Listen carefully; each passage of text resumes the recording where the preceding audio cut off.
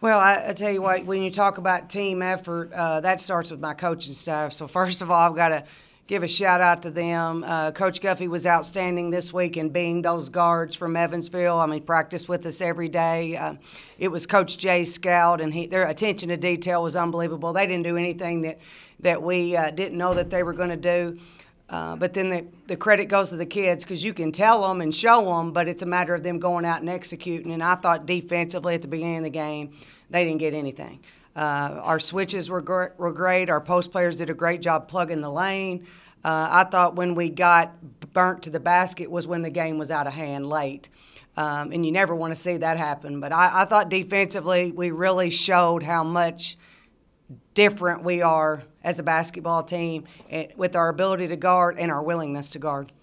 Evansville opened the game 3 for 17 from the field. That first quarter, you guys really put the clamps down. Is that the effort that you want to see moving forward? Oh, for sure. I thought the reason that they missed shots is because they took tough shots. I mean, we wanted them to take tough twos and not open threes. We were a little bit late a few times, and they burned us because they're very good shooters. I think we got lucky first couple possessions. They missed some shots maybe they shouldn't. But, again, the effort was there, and that's what sets the tone. And that's what our players understand is if you're wrong, you're going to be strong and wrong because you're going to be going after it, you're going to make mistakes, and you're not going to let up.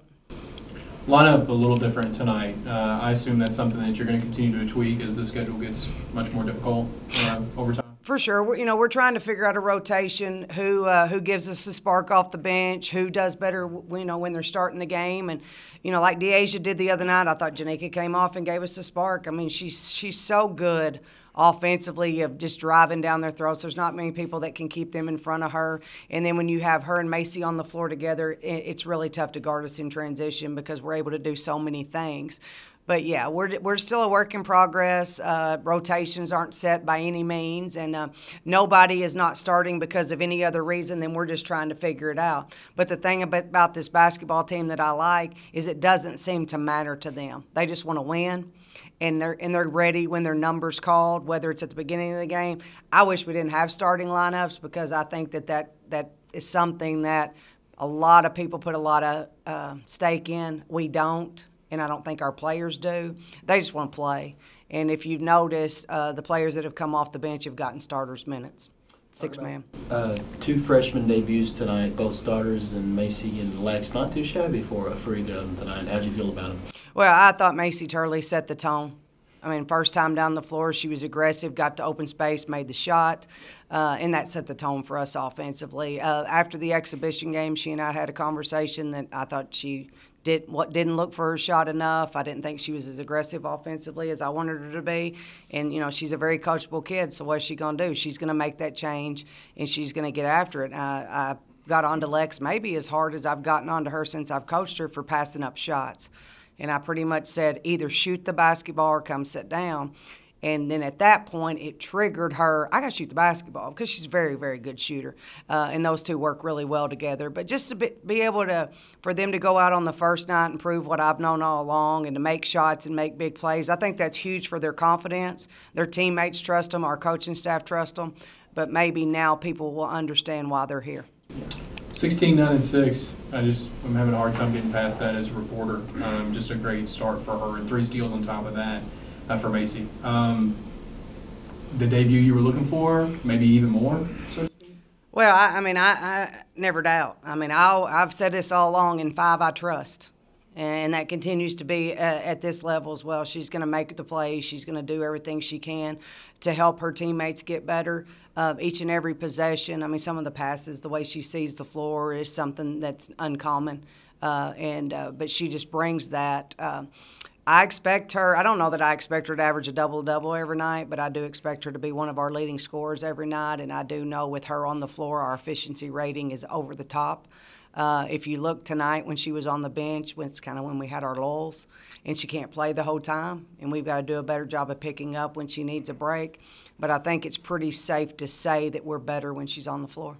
Speaking of double-doubles, Evelyn, again tonight with a double-double, what did you kind of see from her? And it also seemed at times she was a bit out of control, sometimes going towards the basket. What do you want her to kind of improve on? Well, I tell you what, she's fun to watch. I mean, I enjoy watching her, coaching her. She can just do so many things. The thing that I would like to see her improve on the most is finishing around the basket. She's too big to miss some of the shots that she does. But, you know, you're 6'1". I'm not going to say how much she weighs. That's not appropriate. But she moves like she does. Out of control, maybe. You try to stop that. Yeah. I mean, that's the bottom line. I mean, we want her to push. She has the green light to push. Maybe we'd like to see sometimes us make a little bit better decisions, but ultimately she's going to get more than she's going to give away in those situations. So, I mean, if I had to complain about her in any way, it would just be finishing around the basket and making her free throws. But she can do so many things. I'm so glad she's on our team because I honestly don't know going into a scout if I would really know how to guard her. And when she starts finishing around the basket and we bring her out on the floor even more, she's really going to be even more difficult to guard.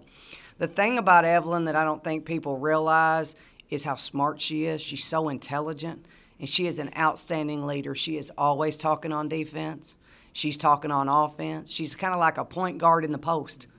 She knows where everybody's supposed to be, and she's done a really good job of helping lead our team. Do you want Evelyn and Janika taking as many shots as they did on an average night? Evelyn had 20, Janika had 14 off the bench. Do you feel like that's a good balance for them? As long as they're not taking bad shots. I mean, they know if you take bad shots, you're coming out. Because that's not what we do. We're we over me. We're not taking bad shots.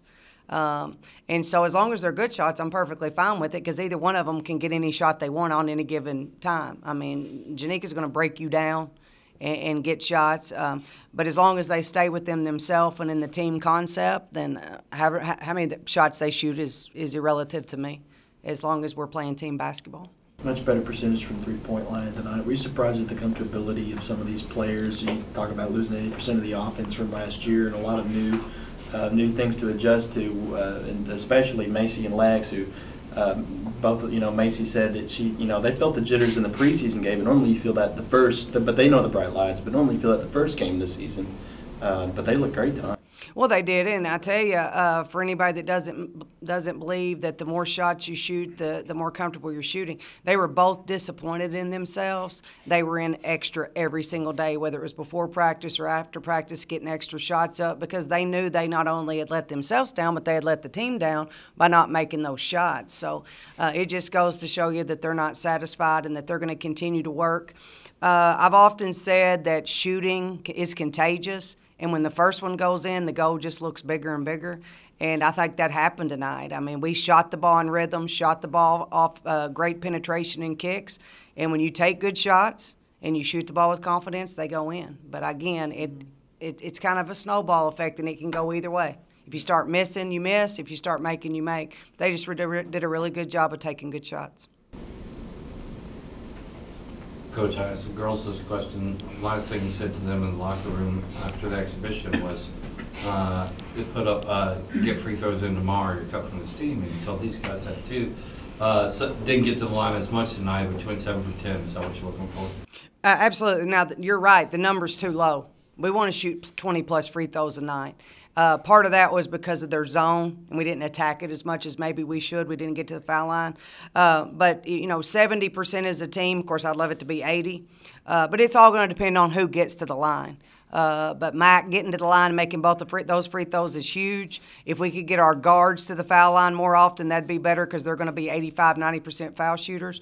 So it's all about who gets to the line, but absolutely. If we can go 7 for 10 each night, I'm only going to be upset about 10. That's not enough free throws.